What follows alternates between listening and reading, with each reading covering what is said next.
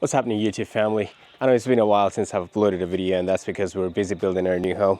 I haven't also provided an update on a build journey, so I'm here to quickly provide you a sort of a quick update on where we are at.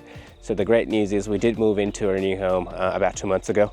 It's been great. There's been just so much to do in terms of landscaping, concreting, and there were just a lot of stuff we got done post handover. But in this video, I'm only going to be touching on exactly how the build journey was and an update from our last video. So in the last video, you obviously sort of saw that we were kind of close to brickwork getting done, and that was it. But what I'm going to show you first is the actual place and what that looks like now. So let me just turn this camera around. Here we go. So this is the Providence 32 floor plan with Cape Facade. We didn't go for the driveway with boutique home. We got it done post handover, and that was pretty good. We had a local contact in our region that worked out really, really well. And then this is all DIY. But yeah, so this is the Cape Facade, and the floor plan is Providence 32. I wanted to provide you with exactly how the build went and how the handover experience was. So I'm going to start with an overall rating first. I don't have a script for this video, so it's going to be a fair bit of and ah, so please excuse that. But overall rating for the build is a solid 7. We had overall pretty good experience with a few hiccups. I'm going to be honest with you, there were a few things that I believe boutique needs to work on. One of those things were the actual comms during the build process. At the beginning of the journey, we had a conversation with our site manager to sort of manage expectations and have a very honest chat to see what the frequency or cadence of communication is going to be from them and what can we expect. We were told that, yep, it's going to be like once a week update from the SS, and we were okay with that. We sort of decided on a day, we're just like, yep, at the end of the week on Fridays, we'll receive an update. Sometimes we did, others we didn't. We had to chase up. Some days it was on a Monday, and other days we didn't really receive anything other weeks, and I had to chase the SS up for that. Then we also had a private inspector throughout the build, and we had all the issues forwarded to our site manager. Have all of those been fixed? I think most of them have been fixed, but there are a few pending items that haven't been touched yet. We had 4 major items right before the handover that we had to put on the handover form, so they are documented. One of them was mismatched kitchen cabinetry, so some of the cabinet doors weren't the right color. The second one was the bench top in the kitchen. It was chipped, supposedly from some trades dropping their tools on it. Third item was incorrect position of some of the light fittings in our master bedroom. And the fourth item was just a missing downlight. These were the major ones. Then we had quite a few minor items as well.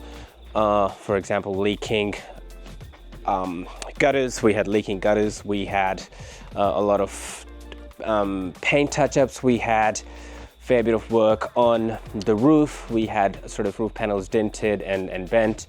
We additionally we had areas of the home where the walls weren't straight or square. We had misaligned wardrobe doors. We had sliding doors that weren't sliding properly, and a few bits and pieces. So we haven't had a lot of small items still not fixed. They're pending. The sliding doors out of alignment in a wardrobe is pending. The sliding door in the laundry is sticky, that's pending. We had leaking gutters still, that's pending.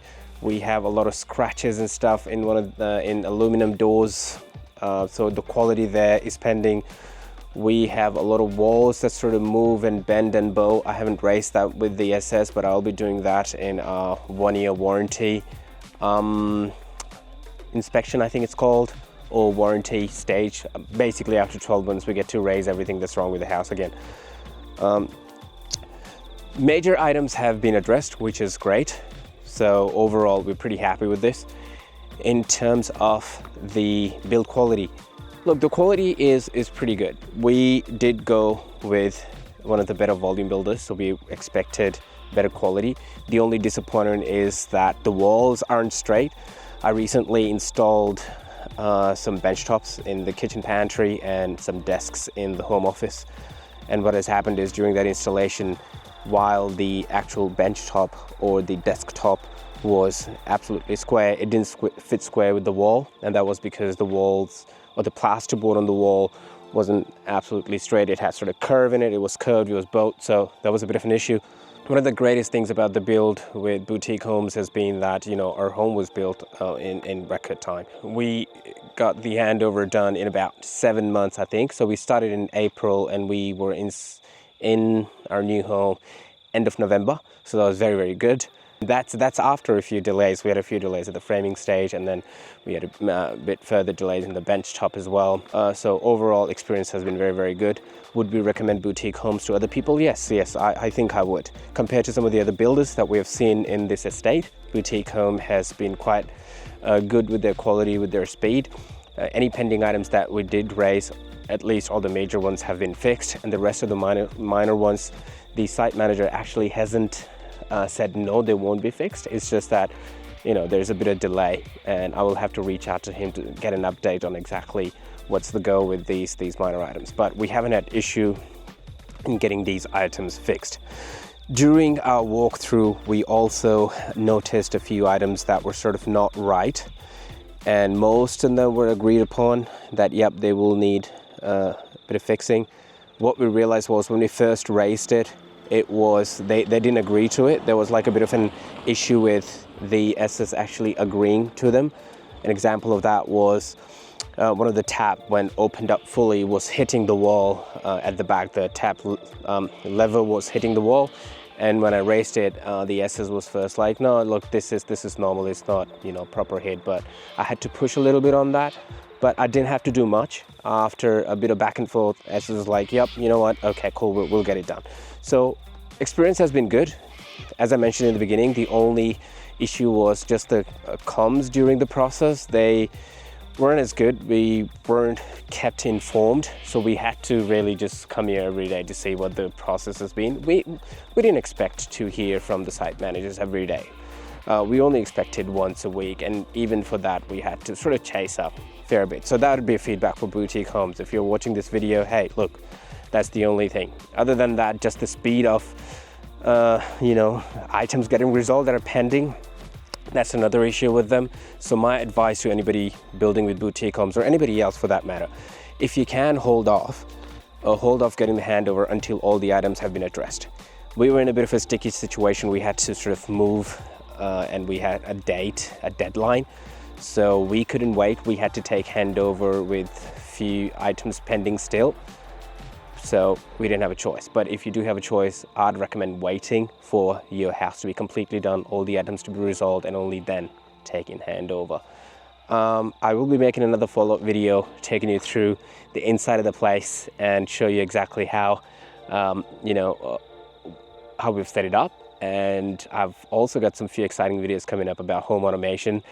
I've got pretty much all the smart curtains, smart lights. I've got smart garage door installed.